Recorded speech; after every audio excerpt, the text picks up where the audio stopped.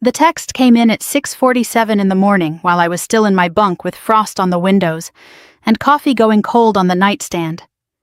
My mother's name lit up the screen. 4 sentences. That's all it took to empty an account I'd spent almost 4 years building dollar by careful dollar. She told me I'd understand someday. I read it twice, set the phone face down on my chest, and stared at the ceiling for a long moment.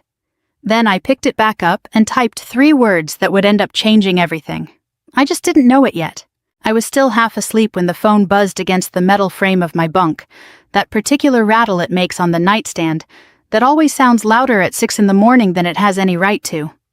Outside my window, the sky over the base was that flat gray it gets before sunrise, and my roommate Danielle was already up lacing her boots, humming something under her breath. I remember thinking before I even looked at the screen that it was probably my mother checking in the way she sometimes did a quick good morning, nothing more. It wasn't nothing more. The message was from her, and it was longer than her usual texts, which should have told me something right away. My mother doesn't write paragraphs. She writes half sentences and heart emojis. But this one had weight to it, the kind of weight you can feel before you even finish reading, like a stone dropping into your stomach 1 word at a time. Your father and I are in Maui with your sister's family. We all needed a break. We used the money from our joint account to pay for it. I sat up. The blanket slid off my shoulders, and I didn't notice the cold anymore. You'll understand someday. That was the last line. 5 words sitting there like she'd rehearsed them, like she'd thought about exactly how to phrase the thing that would make it sound reasonable, make it sound like something a daughter should simply accept, without question. I opened my banking app with my thumb shaking just slightly more from disbelief than anger, and watched the number load. $211. That was what was left of an account that 3 days earlier had held just over $31,000. 4 years of deployments, 4 years of skipping nights out, 4 years of telling myself that discipline now meant freedom later. Gone in what looked like a single transaction, wiped clean the way you'd wipe a whiteboard at the end of a long meeting, like none of it had mattered enough to leave a trace. Danielle glanced over from her side of the room. "You okay? You've got a face." I realized I'd been staring at the screen without blinking. I set the phone down on my knee, took a breath, and felt something settle in me that I can only describe now looking back as a kind of stillness. Not calm, exactly. Something colder and more useful than calm. "Everything's fine," I told her, and I meant it in a way I don't think she understood yet. In a way I barely understood myself in that moment. I picked the phone back up. My thumbs moved before my mind had fully caught up with what I wanted to say. I typed, "Have a wonderful trip." Then I hit send before I could second-guess it, before the part of me that still wanted to be a good daughter could talk me out of it. Danielle raised an eyebrow. "That's it. That's your whole reaction." "Better than okay," I said. And I smiled, and for the first time in a long time, it wasn't a smile I had to force. She didn't push. She knew better than most people the shorthand version of my family, the version I'd given her over long nights on base when neither of us could sleep, and the conversation drifted toward home the way it always eventually does.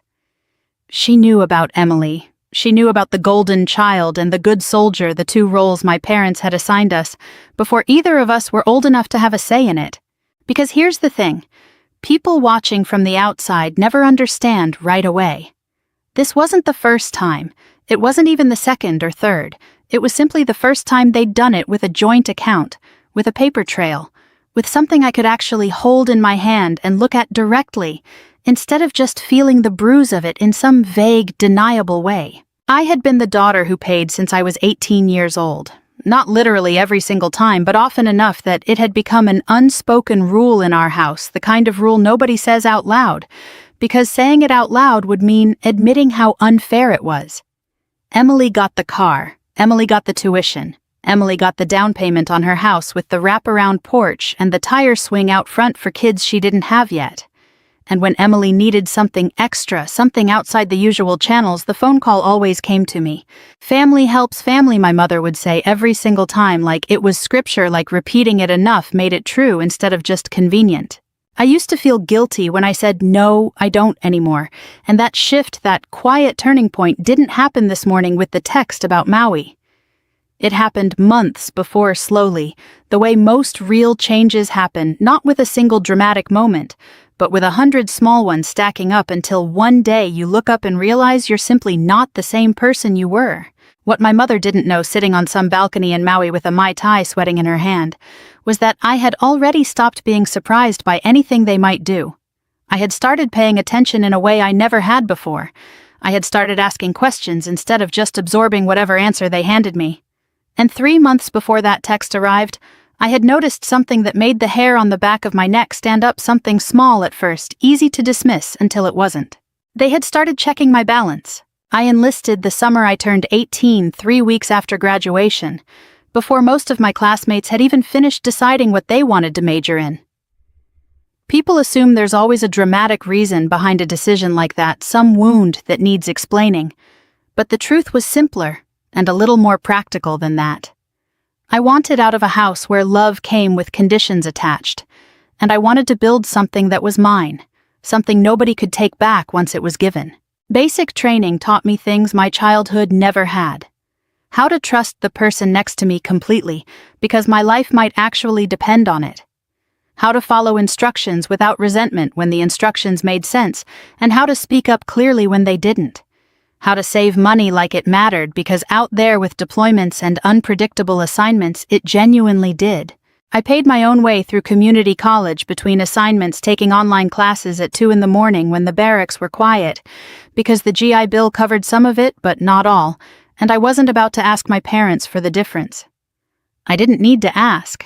I already knew what the answer would sound like, wrapped in some gentle excuse about how tight things were, how they wished they could help more. Meanwhile, 1,200 miles away, Emily was living a life that looked from where I stood like something out of a catalog. She got a brand new Honda the day she turned 16, the same year my father told me over the phone that money was tight and I should really think about scholarships. She got her tuition paid in full at a private university, 4 years, no loans, no work study, no late nights doing homework in a dorm kitchen at midnight, because that was the only quiet time available. When she and her husband Mark wanted to buy their first house, the down payment appeared like it had always been sitting there waiting, $22,000 wired without a second thought. And when Emily ran short between the big gifts, when there was a car repair or a vacation she hadn't quite budgeted for, or a credit card that had crept a little too high, the phone call came to me. Family helps family, my mother would say, every time in that same warm, reasonable tone she used for everything, the tone that made refusing feel like some kind of moral failure on my part, rather than a normal boundary. I said no more times than people probably think I did. I said no when Emily wanted $3,000 for a girls' trip to Cabo the same month I was saving for a car repair of my own. I said no when she asked for help covering a credit card she'd run up buying furniture for a house I'd never even been invited to see finished. Each time I said no, there was a cost. My mother would go quiet on the phone in a way that felt heavier than yelling ever could. My father would mention almost in passing how disappointed he was that I'd become so cold, so selfish, so unlike the girl who used to want to help everyone. I carried that word around for years. Selfish. It didn't matter that I was the one working double shifts on leave to save for my own future. It didn't matter that Emily had never once, not a single time, offered to help me with anything. The label stuck anyway because that's how it works in families like mine. The person who sets boundaries becomes the villain, and the person who takes without giving becomes simply someone who needed a little extra support. Then, about 5 years ago, my parents suggested something that felt at the time like an act of trust rather than what it actually was. We should open a joint account, my father said during a visit home between assignments, sitting across from me at the kitchen table, with a manila folder already prepared, already filled out, waiting only for my signature. Just in case, if something happens to us, if there's an emergency, you're the one who's good with money. You're the one who'd know what to do. I remember feeling something warm spread through my chest hearing that. Not suspicion, pride. My whole life I had wanted to be trusted the way Emily was trusted, wanted to be seen as capable rather than simply obedient. And here it was, finally an acknowledgement that I was the responsible one, the one they could rely on. I signed the papers. I want to be honest here because this story only works if I'm honest. I didn't sign them naively. I signed them because some part of me, the part that had spent 2 decades trying to earn a kind of approval that never fully arrived, wanted this to mean what it sounded like it meant. I wanted it to be real. For the first year or so, it was almost exactly what they'd described.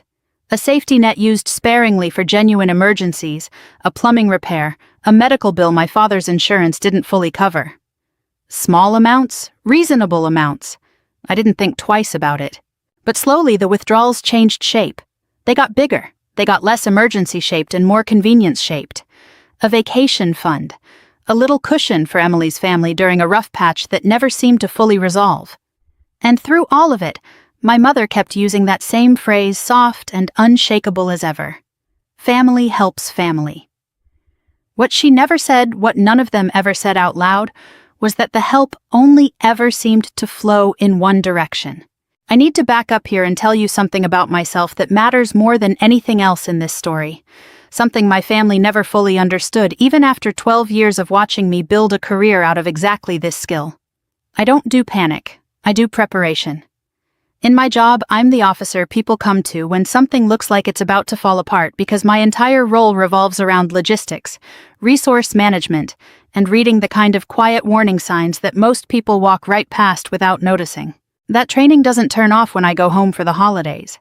If anything, it gets sharper because the stakes at home had always felt in some strange way higher than the stakes at work. At work, if I miscalculated, I might lose supplies or waste time.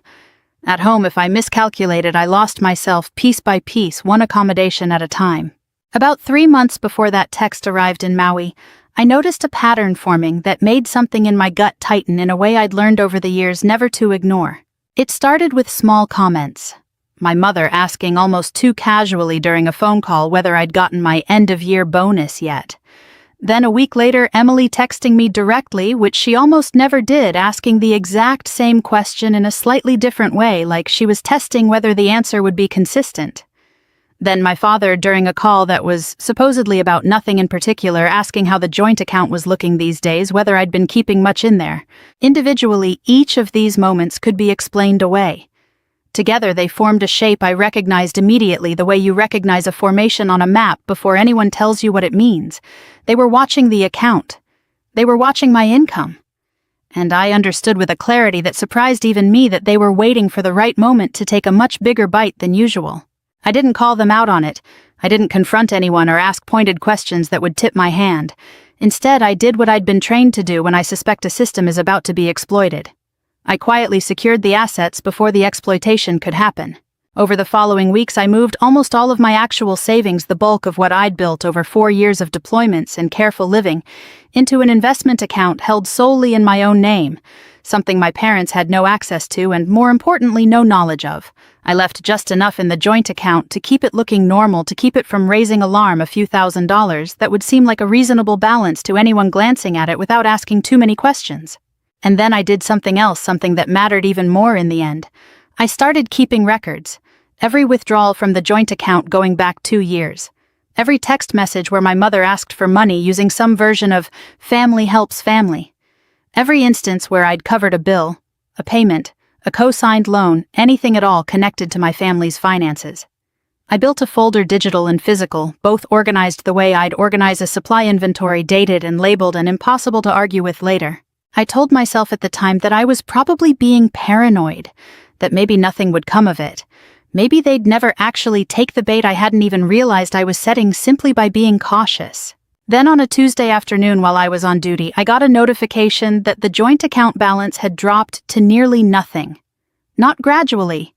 All at once in a single sweeping withdrawal that took almost everything left in the account, down to a number that barely registered as real money at all. I sat with that notification for a long moment before I did anything about it. Not because I was shocked, I wasn't not after the previous 3 months of watching the pattern build, but because some small stubborn part of me had still been hoping I was wrong. Hoping that maybe this time would be different, that maybe the warning signs I'd read so clearly were just old wounds making me suspicious of people who didn't deserve the suspicion. They deserved it. The text about Maui came 2 days later, framed like an explanation rather than a theft, wrapped in language, about needing a break, about the whole family being together, about how I'd understand someday. And here is the part that still sits strangely in my chest when I think back on it now. They genuinely believed that this time would finally teach me the lesson they'd been trying to teach me for years. That I would be forced once and for all to understand what it meant to share, to sacrifice, to stop being so rigid about what was mine versus what belonged to the family as a whole. They had absolutely no idea that I had already moved the money that actually mattered. They had no idea I'd been documenting everything. They had no idea that the account they'd just emptied was by that point essentially a decoy, a small pool of bait I'd left behind specifically because some instinct in me, honed over years of watching resources disappear into other people's hands, had told me exactly this moment was coming. They thought they'd caught me off guard. I had been waiting for them. The pictures started appearing on social media almost immediately, the way they always do when people want the world to see a version of their life that looks better than it actually is. My mother posted a photo of the resort pool, turquoise water, catching the afternoon light, a caption underneath about how blessed she felt to have her whole family together in one place. My father posted almost nothing, which was normal for him, but he liked every single picture Emily posted, which told me he was there, present, comfortable, entirely at ease with how the trip had been funded. Emily posted the most. A sunset shot from the balcony. A group photo at some oceanfront restaurant, everyone smiling, glasses raised. And then the one that made something in my chest go very still when I saw it later that evening, scrolling through my feed during a break, a caption underneath a photo of her kids splashing in the surf that read simply, "Family comes first." I sat with that for a moment longer than I probably should have. Not because it hurt in the way it might have a year earlier. It hurt in a different way now, a quieter way, the way it hurts to watch someone say something true and mean it in exactly the wrong direction. My phone buzzed throughout that first day with messages from my mother, each one a little more pleading than the last. "Please don't be upset with us. This was a family decision. You'll understand when you have your own family someday." I read each one carefully, the way I'd read a report I needed to fully absorb before responding, and each time I typed back something short, warm on the surface, and entirely non-committal underneath. "Enjoy every minute of it," I wrote back to one. To another. "The weather looks beautiful there this time of year." I meant every word literally, and not a single word of it as reassurance. And I think somewhere underneath the surface, my mother sensed that difference, even if she couldn't name it, because her messages got shorter after that, less frequent, tinged with something that might have been the first flicker of unease. While they were on the beach, I was in a different kind of setting entirely. I took 2 days of leave, drove into town, and sat across a desk from a financial advisor I'd been consulting quietly for the better part of a year, ever since the pattern of questions from my family had first started making me uneasy. We went through the investment account together, confirmed everything was properly secured, properly documented, entirely outside anyone else's reach. From there, I went to see a lawyer, a woman named Patricia Whitfield, who specialized in family financial matters, and who I would come to learn over the following weeks had handled far stranger situations than mine. I brought the folder I'd built, the withdrawal history, the messages, 2 years of a paper trail that told a story far more damning than any single argument could have. She read through it, slowly, asked careful questions, made notes in the margins, and at one point looked up at me and said something I've held on to since. "You've been documenting this like you knew this day was coming." I did. I told her, and I meant it. After that, I visited my CPA, a steady, unflappable man named Robert, who had handled my taxes since my 2nd year of service, and who over the years had become something like a quiet ally in understanding exactly where my money went and why. Together, we went through the accounts I'd co-signed for the credit line I'd extended to Emily years earlier, during what I'd been told was a temporary rough patch, the insurance policy my father had asked me to help cover after his hours got cut at work. I want to be clear about something here because it matters. I wasn't plotting cruelty. I want to say that plainly because it would be easy to make this sound like some cold, calculated act of revenge, and that's not quite what it was. What I was doing in each of those meetings was simply asking a question I had never fully allowed myself to ask before. What am I actually obligated to keep giving to people who have shown me repeatedly that the giving only ever flows one way? The answer, once I let myself really hear it, was almost nothing. Legally, almost none of it. Not the credit line. Not the insurance help. not the joint account itself, which I had every right to close entirely given that I'd contributed the overwhelming majority of what had ever sat inside it. What I owed them, if I owed them anything at all, was honesty about where I stood. Nothing more. By the end of that second day, sitting in my car in the parking lot outside Patricia's office, with the folder now organized into something closer to a formal case file, I felt something settle inside me that I can only describe as clarity. Not anger, not triumph either, not yet. Just a clean, quiet understanding of exactly what I was going to do and exactly why it was fair. Back in Maui, my mother posted one more photo that evening, a candlelit dinner on the beach, the whole family gathered around a table lit gold by the setting sun. The caption read, "Grateful for this." She had no idea yet what she should have actually been grateful for. Because the account they'd emptied wasn't the only thing standing between our family and something much bigger, much older, and far more binding than a joint checking account had ever been. There's a piece of this story I haven't told you yet, something that goes back further than the joint account, further than Emily's down payment, further even than the summer I enlisted. It goes back to my grandfather, my father's father, a quiet, sharp-eyed man named Walter who spent 40 years running a hardware supply business in Ohio before he retired, and spent the last decade of his life watching his family with an attentiveness none of us fully appreciated until it was too late to thank him for it. Grandpa Walter died when I was 23, and at the reading of his will, most of what he left behind was distributed exactly the way you'd expect. Some savings split between his two sons, a small property divided, sentimental items handed out with notes attached explaining why he'd chosen each person.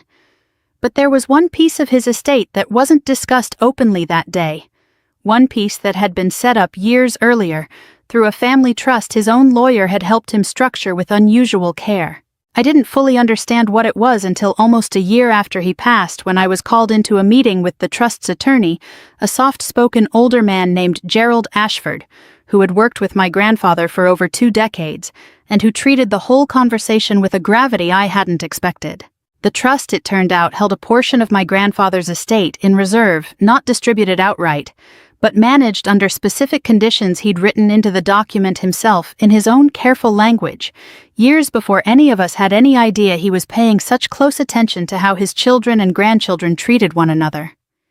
Buried in that language was a clause that Gerald read to me slowly, making sure I understood every word.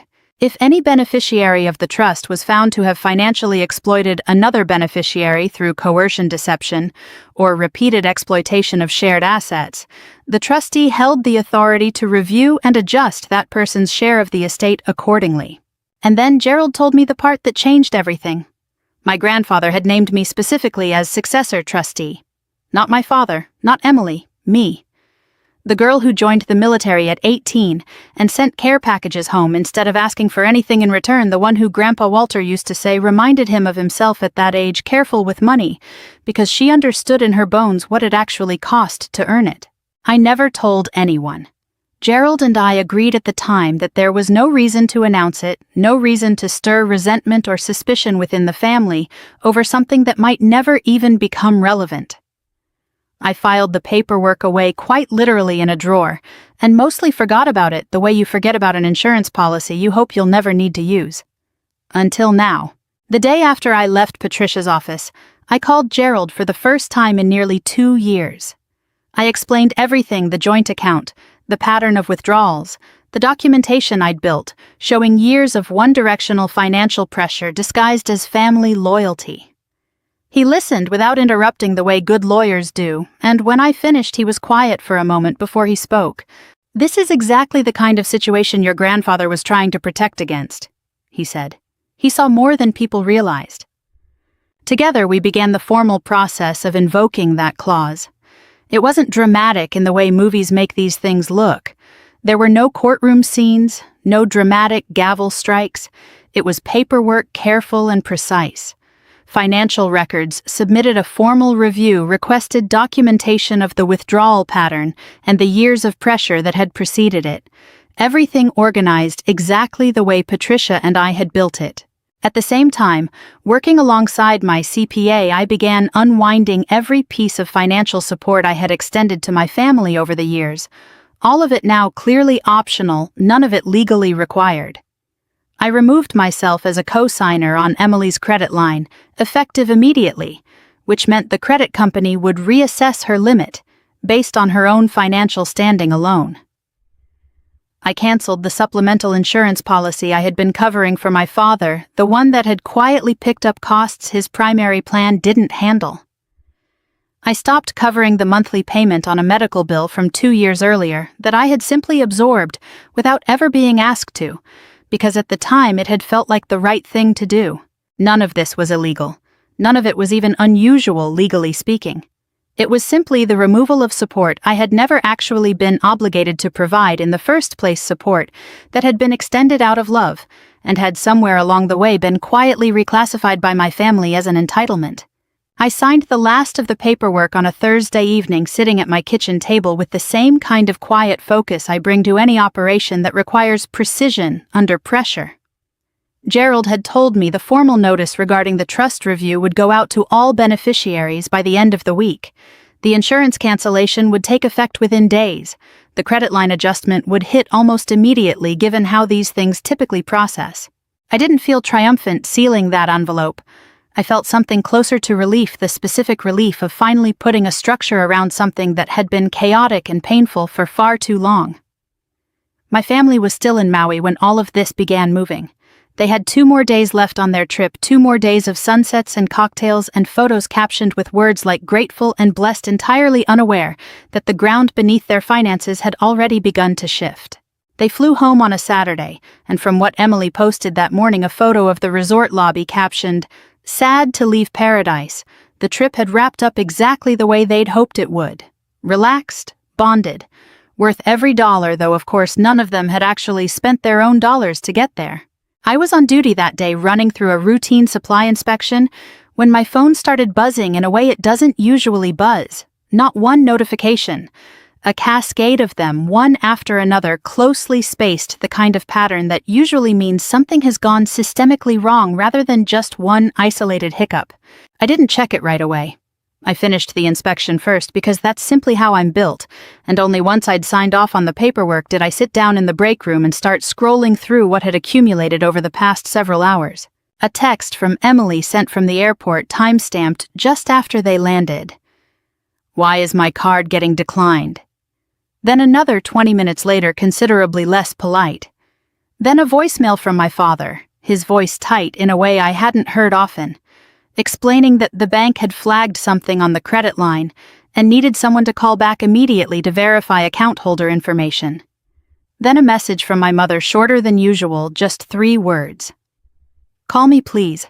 I understood, reading through all of it in sequence, that things were beginning to unravel exactly as Patricia and I had anticipated they would, though even I hadn't expected it to happen quite this fast, quite this publicly, in the middle of an airport with tired kids and heavy luggage and everyone's patience already worn thin from travel. The credit line Emily had been relying on for years, the one I'd co-signed back when Mark was between jobs, and they'd needed a cushion, had been adjusted the moment the bank processed my removal as guarantor.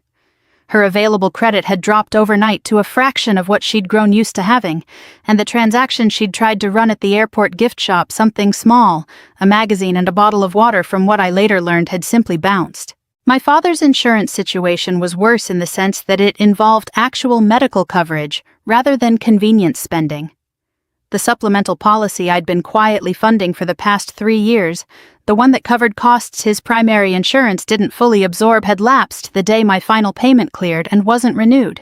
He didn't know that yet when he landed. He found out when the pharmacy tried to process a prescription refill, and the cost came back nearly 4 times what he was used to paying. And underneath both of those immediate practical problems sat something bigger and slower moving, something that wouldn't fully hit until the following week. The formal notice from Gerald's office regarding the trust review had gone out that Friday, addressed to all beneficiaries, informing them that a formal inquiry had been opened based on documented evidence of financial exploitation between family members, and that distributions would be paused pending the outcome of that review. They hadn't opened that letter yet. They were still dealing with declined cards and lapsed insurance, and a general sense that something had gone very wrong very suddenly, without yet understanding the full shape of what was actually happening. My phone rang for the first time around 6 that evening. My father's name on the screen. I let it go to voicemail not out of cruelty, but because I genuinely needed a moment to think clearly before that conversation happened, the way I'd need a moment before any conversation with high stakes and volatile variables. It rang again 10 minutes later. I let that one go too. By the 10th call, I finally picked up, sitting alone in my quarters with the lights dimmed, feeling entirely steady in a way that surprised me even as it happened. "What did you do?" my father said before I'd even gotten out a full greeting, his voice loud enough that I had to hold the phone slightly away from my ear. I kept my own voice level. "I didn't do anything," I told him. "I simply stopped protecting people who never protected me." There was a long silence on the other end, the kind of silence that tells you someone is recalculating everything they thought they understood about a situation. I could hear my mother's voice faintly in the background, asking what I'd said, and my father repeating it to her. And then a different kind of silence settling over the call, heavier than the first. "You can't just," he started, and then stopped like he wasn't sure anymore what I couldn't just do, because apparently I could. "I'll be here if you want to talk," I said gently. And I meant it, though not in the way he probably hoped.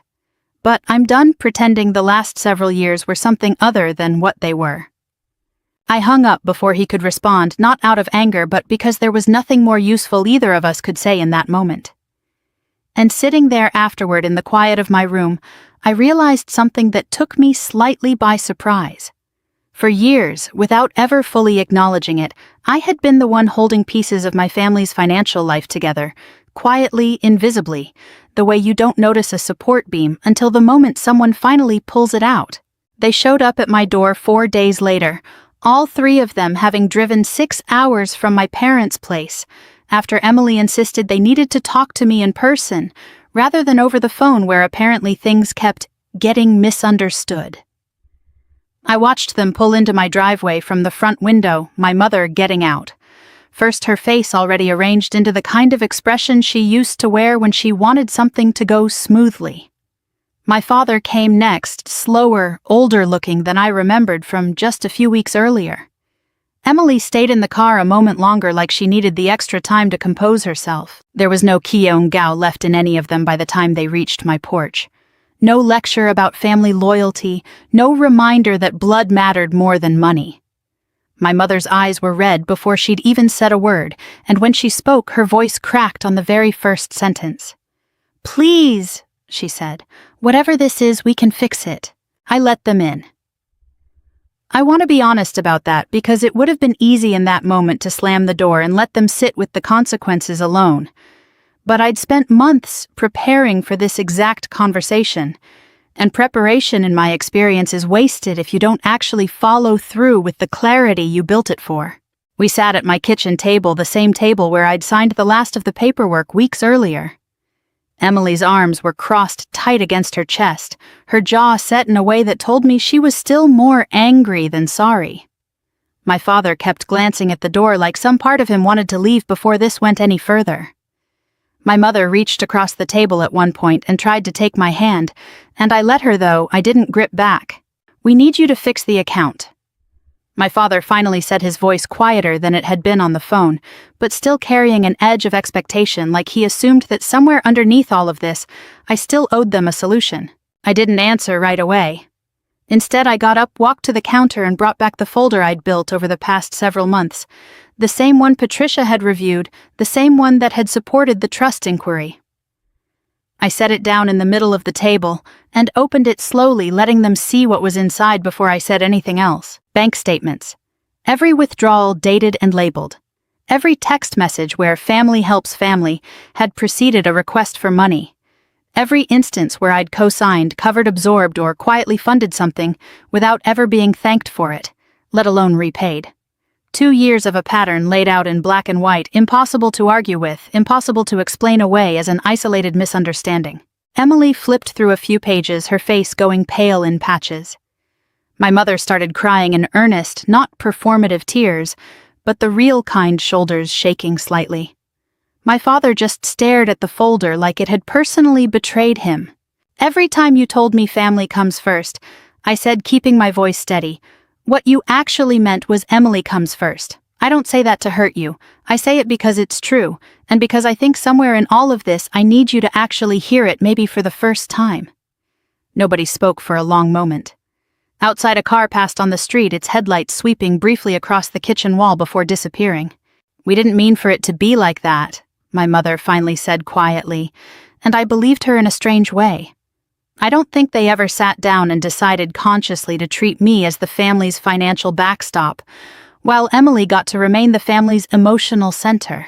It had simply built up that way year after year, decision after small decision, until it became the water we were all swimming in without anyone quite noticing. That didn't make it something I was willing to keep carrying. I reached over, pulled the folder back toward myself, and set the final signed document from Gerald's office on top. The one confirming that my role in reviewing the trust distribution had been formally accepted, that the process was already underway, that nothing about it could simply be undone by an apology at my kitchen table, however sincere. The vacation was worth every dollar, I told them, and I meant it, though not in the way that might have sounded cruel. Because it finally showed me exactly who you are, all of you, and honestly, that's worth more to me than $31,000 ever could have been. They left a little after 9 that night, quieter than they'd arrived, without any resolution beyond the understanding that things between us had genuinely permanently shifted. I stood on my porch and watched their taillights disappear down the street, and I felt for the first time in longer than I could remember entirely at peace with a decision that had cost me something real. They thought they'd taken everything from me on that beach in Maui. What they never realized until it was far too late to change was that the trip had cost them the one person who had spent years quietly holding the whole family together without ever once being asked if she wanted the job. If this story moved you, I'd love to know what you think would have happened if Haley had answered that first phone call instead of waiting. Have you ever had to draw a line with someone you loved even when it cost you something? Tell me in the comments where you're watching from tonight. We have new stories like this one every single day. So make sure you subscribe so you never miss a moment like this one. Let's keep this journey going together.